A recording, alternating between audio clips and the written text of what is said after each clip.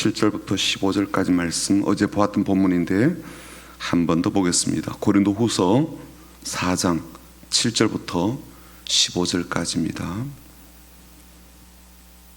우리 같이 읽겠습니다. 같이 시작. 우리가 이 보배를 질그릇에 가졌으니 이는 심히 큰 능력은 하나님께 있고 우리에게 있지 아니함을 알게 하려 함이라. 우리가 사방으로 우겨 쌈을 당하여도 쌓이지 아니하며 답답한 일을 당하여도 낙심하지 아니하며 박해를 받아도 버림받지 아니하며 끄꾸러뜨림을 당하여도 망하지 아니하고 우리가 항상 예수의 죽음을 몸에 짊어짐은 예수의 생명이 또한 우리 몸에 나타나게 하려 함이라. 우리 살아있는 자가 항상 예수를 위하여 죽음에 넘겨짐은 예수의 생명이 또한 우리 주 육체에 나타나게 하려 함이라. 그런즉 사망은 우리 안에서 역사하고 생명은 너희 안에서 역사하느니라. 기록된 바 내가 믿었으므로 말하였다 한 것 같이 우리가 같은 믿음의 마음을 가졌으니 우리도 믿었으므로 또한 말하노라. 주 예수를 다시 살리신 이가 예수와 함께 우리도 다시 살리사 너희와 함께 그 앞에 서게 하실 줄을 아노라.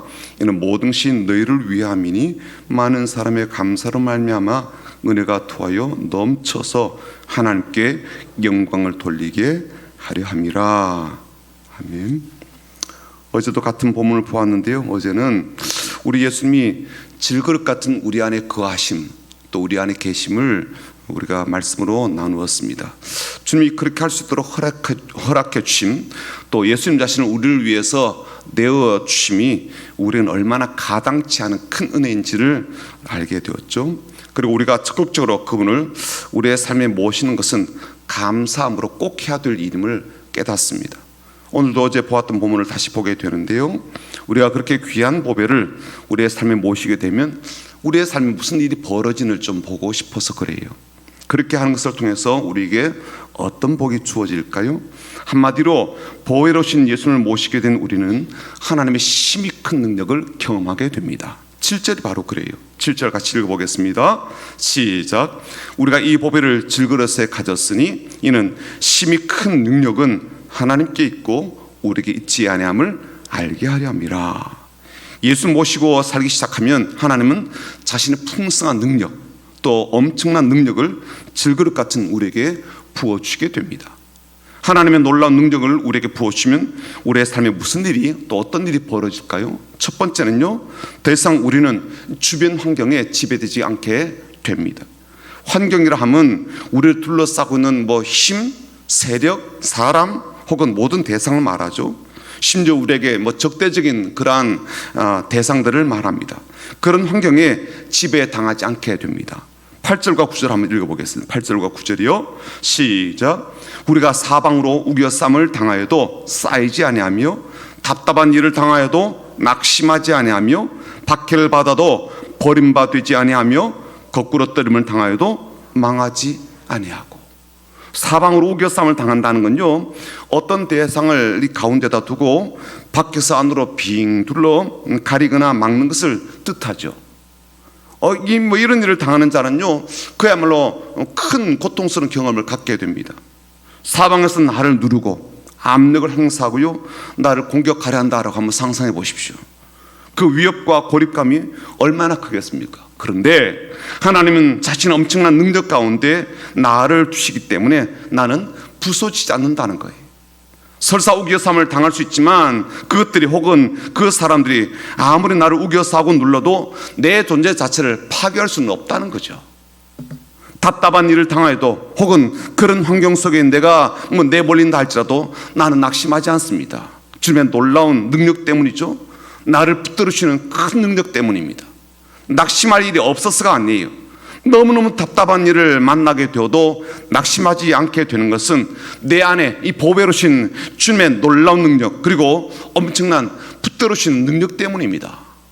박해를 받아도 결코 하나님께서 나를 포기하시고 버리시는 일이 없습니다. 그분이 내 인생을 책임져 주시는 그 놀라운 능력 때문이죠.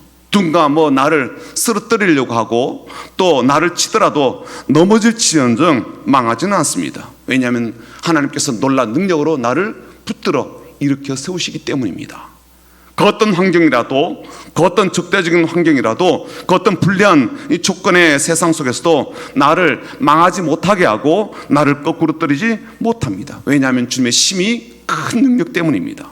보배로우신 주님을 자신의 삶에 모신 자들이 누리는 첫 번째 복은 이처럼 환경에 지배당하지 않게 됩니다. 두 번째, 예수님의 생명이 그 삶 속에 나타나게 되는데요, 10절과 11절 한번 같이 읽어보겠습니다. 10절과 11절입니다. 시작. 우리가 항상 예수의 죽음을 몸에 짊어짐은 예수의 생명이 또한 우리 몸에 나타나게 하려 함이라. 우리 살아있는 자가 항상 예수를 위하여 죽음에 넘겨짐은 예수의 생명이 또한 우리 죽을 육체에 나타나게 하려 함이라. 그동안 내가 주인 되어서 살아온 우리 안에는요, 그런 생명이 없어요. 잠시 동안 이 세상에서 머물러 있을 정도의 수명을 가지고 살아가고 있을 뿐입니다. 한시적인 호흡으로 살아가는 존재일 뿐입니다. 그래서 성경은요, 너희는 인생을 의지하지 말라. 그의 호흡은 코에 있나니 셈할 가치가 어디 있느냐라고 하셨거든요. 그래서 우리는 결국에는 죽을 육체를 가지고 사는 존재일 뿐입니다.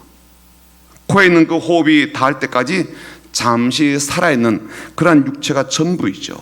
그런데 하나님의 놀라운 능력이 우리에게 임하여 우리는 이제 예수 생명으로 살게 되었습니다. 그 보배로우신 예수님을 우리 안에 모시고 살아가는 이들은요, 이제 코의 호흡에 의지한 이 육체에 제한된 사람이 아니라 이 영원한 생명의 주가 되시는 예수 생명으로 살게 된 것이죠. 그 예수님은 십자가에 매달려 죽으신 지 사흘 만에 부활하시고 또 부활하신 지 40일 만에 하늘로 올라가셨습니다. 그리고 영원한 하나님 나라의 이 보좌에 앉으셔서 이 세상을 통치하고 계시죠. 바로 그 영원하신 예수님의 생명을 우리의 삶에 담아 주셨습니다. 그래서 우리의 인생에서 예수님의 생명이 드러나고 나타나게 됩니다. 우리는 예수 생명으로 살기에 주님처럼 부활의 삶을 소망하며 살아가게 되는 거죠. 그분과 함께 죽고 그분과 함께 일어나서 그분과 함께 부활하고 그분과 함께 영원한 나라에서 살게 될 것입니다. 그러므로 우리는 살아서는 예수 생명에 힘입어 살아가고 죽어서는 예수 생명으로 영생하게 되는 것이죠. 그래서 사도 바울은 로마 교회의 성도들에게 이렇게 선포하였습니다. 한 사람의 범죄로 말미암아 사망이 그 한 사람을 통하여 왕노릇하였은즉 더욱 은혜와 의의 선물을 넘치게 받는 자들은 한 분 예수 그리스도를 통하여 생명 안에서 왕노릇하리라. 하나님은 자신의 놀라운 능력으로 허무하게 사라질 육체에 불과한 우리들에게 예수 그리스도를 통하여 영원한 생명을 주셨습니다. 그리고 우리가 영원한 생명은 예수 생명이 있기에 예수님 앞에 서게 될 때 예수님과 함께 왕처럼 통치하게 될 것입니다. 세 번째, 우리가 믿는 것을 담대하게 선포하고 간증할 수 있게 하십니다. 13절 한번 볼까요? 13절 같이 읽어봅니다. 시작. 기록된 바 내가 믿었으므로 말하였다 한 것 같이 우리가 같은 믿음의 마음을 가졌으니 우리도 믿었으므로 또한 말하노라. 하나님은 놀라운 능력으로 우리로 하여금 이제는 이 모든 것이 믿어지게 하시고 그리고 믿게 된 것을 담대하게 전하게 하십니다. 내 안에 보배 되신 예수님이 계시지 않을 때는요, 나는 내가 내 자랑밖에 할 게 없었어요. 실상 또 자랑할 것이 그것밖에 없지 않겠습니까? 그리고 자신에 대해서 혹은 가족에 대해서 자랑할 것이 없는 사람은요, 열등감 속에 사는 거죠. 나는 자랑할 게 없으니까. 그런데 이제 내 안에 보배 되시는 예수님을 모시게 된 이후부터는 내 삶에 이루어진 이 모든 것이 믿어지기에 그렇게 믿어진 것을 전하지 않을 수가 없고 말하지 않을 수 없게 된 것입니다. 하나님의 놀라운 능력이 우리 가운데 임하시기에 우리가 전하지 않을 수 없는 거죠. 오순절 성령께서 마가의 다락방에서 기도하던 이들에게 강력하게 임하시게 될 때 그들 모두가 각기 다른 방언으로 예수님의 이 부활의 복음을 증가하지 않았습니까? 예수의 증인이 되었던 것처럼 그렇게 예수 모시고 사는 사람들은요, 이렇게 하나님의 놀라운 능력으로 건지시는 이 구원의 복음과 은혜의 사건을 전하지 않을 수 없는 겁니다. 네 번째, 마지막으로 끝까지 우리를 붙잡으셔서 예수님 앞에 서게 해주십니다. 14절 같이 읽어요. 14절입니다. 시작. 주 예수를 다시 살리시니가 예수와 함께 우리도 다시 살리사 너희와 함께 그 앞에 서게 하실 줄을 아노라. 이 말씀은요, 이 편지를 보낸 사도 바울과 동역자들만이 아니라 보배로운 예수를 모시게 된 고린도 교인들도 하나님의 능력으로 모두 주님 앞에 서게 될 것을 확신한다라는 그런 내용입니다. 예수님 살리신 하나님 아버지께서 우리를 붙잡으셔서 끝까지 우리를 인도하심을 말하고 있죠. 우리 이것을요, 신학적으로 견인교리라 그렇게 부릅니다. 하나님께서 성도들을 끝까지 붙들어서 무사히 안전하게 천국에 들어가게 하신다라는 그런 교리이죠.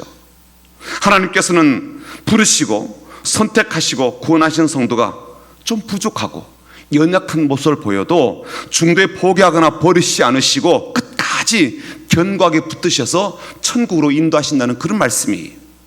이 사실에 대한 확신이 분명했던 사도 바울은요, 자신의 아들 같은 디모데에게 이렇게 전합니다.